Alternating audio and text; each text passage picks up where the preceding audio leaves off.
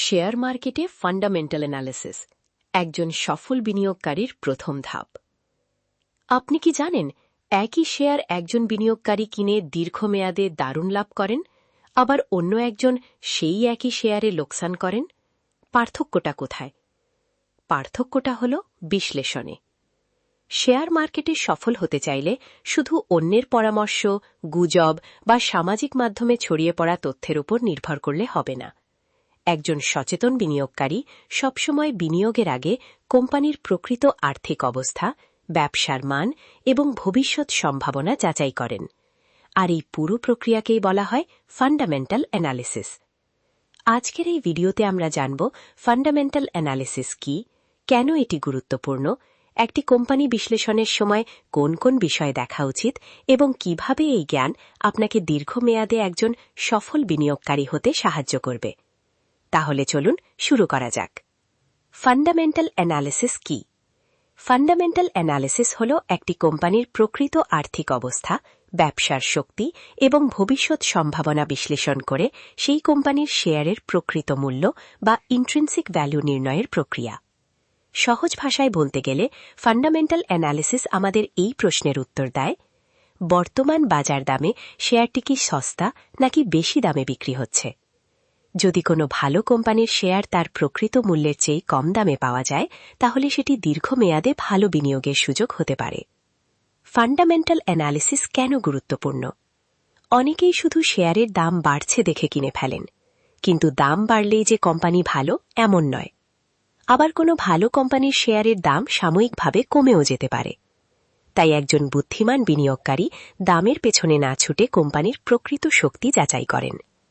এই কারণেই বিশ্বের বিখ্যাত বিনিয়োগকারীরা ফান্ডামেন্টাল অ্যানালিসিসকে সবচেয়ে বেশি গুরুত্ব দেন।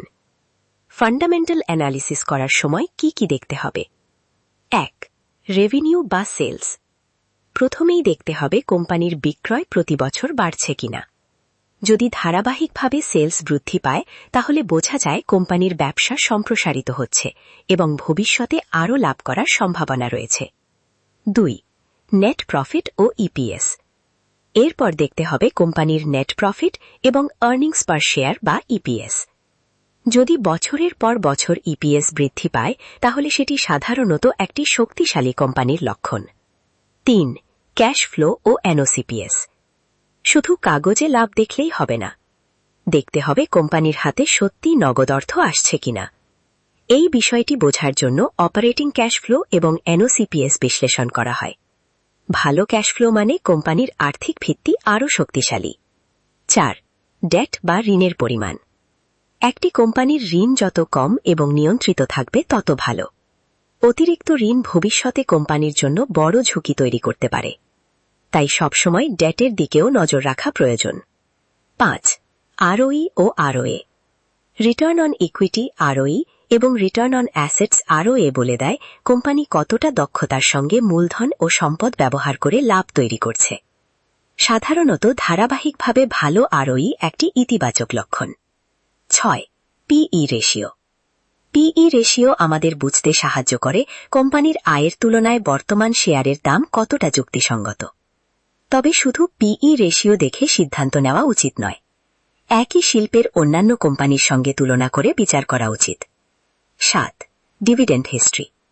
যারা নিয়মিত লভ্যাংশ পেতে চান, তারা কোম্পানির ডিভিডেন্ড হিস্ট্রি দেখবেন। যেসব কোম্পানি দীর্ঘদিন ধরে নিয়মিত ডিভিডেন্ড দেয়, সেগুলো সাধারণত আর্থিকভাবে স্থিতিশীল হয়ে থাকে। 8. Management quality. একটি কোম্পানির সফলতার পেছনে সবচেয়ে বড় ভূমিকা থাকে দক্ষ ব্যবস্থাপনার। তাই কোম্পানির পরিচালনা পর্ষদ, কর্পোরেট গভর্নেন্স এবং ভবিষ্যৎ পরিকল্পনাও মূল্যায়ন করা জরুরি। শুধুই ফান্ডামেন্টাল অ্যানালিসিস কি যথেষ্ট? এর উত্তর হল না। ফান্ডামেন্টাল অ্যানালিসিস আপনাকে ভালো কোম্পানি নির্বাচন করতে সাহায্য করবে, কিন্তু কখন শেয়ার কিনবেন এবং কখন বিক্রি করবেন সেই সিদ্ধান্ত নেওয়ার জন্য টেকনিক্যাল অ্যানালিসিসের সাহায্য নেওয়া ভালো। অর্থাৎ ফান্ডামেন্টাল অ্যানালিসিস বলে কি কিনবেন, আর টেকনিক্যাল অ্যানালিসিস বলে কখন কিনবেন বা বিক্রি করবেন। দুই ধরনের বিশ্লেষণ একসঙ্গে ব্যবহার করলে সফল হওয়ার সম্ভাবনা অনেক বেড়ে যায়। উপসংহার: সফল বিনিয়োগকারীরা কখনো গুজব শুনে বিনিয়োগ করেন না। তারা তথ্য সংগ্রহ করেন, আর্থিক প্রতিবেদন বিশ্লেষণ করেন এবং ধৈর্য ধরে সিদ্ধান্ত নেন। আপনিও যদি দীর্ঘমেয়াদে সম্পদ করতে চান তাহলে আজ থেকেই ফান্ডামেন্টাল অ্যানালিসিস শেখা শুরু করুন। মনে রাখবেন, শেয়ারের দাম প্রতিদিন পরিবর্তিত হয়, কিন্তু একটি ভালো কোম্পানির প্রকৃত মূল্য সময়ের সঙ্গে সঙ্গে বৃদ্ধি পায়। আর সেই প্রকৃত মূল্য খুঁজে পাওয়াটাই একজন সফল বিনিয়োগকারীর সবচেয়ে বড় দক্ষতা। ভিডিওটি যদি আপনার ভালো লেগে থাকে তাহলে অবশ্যই একটি লাইক দিন, বন্ধুদের সঙ্গে শেয়ার করুন এবং শেয়ার মার্কেট সম্পর্কে এমন আরও সহজ ও তথ্যভিত্তিক ভিডিও পেতে আমাদের চ্যানেলটি সাবস্ক্রাইব করে পাশে থাকা বেল আইকনে ক্লিক করুন। ধন্যবাদ। সবাই ভালো থাকুন। আল্লাহ হাফিজ।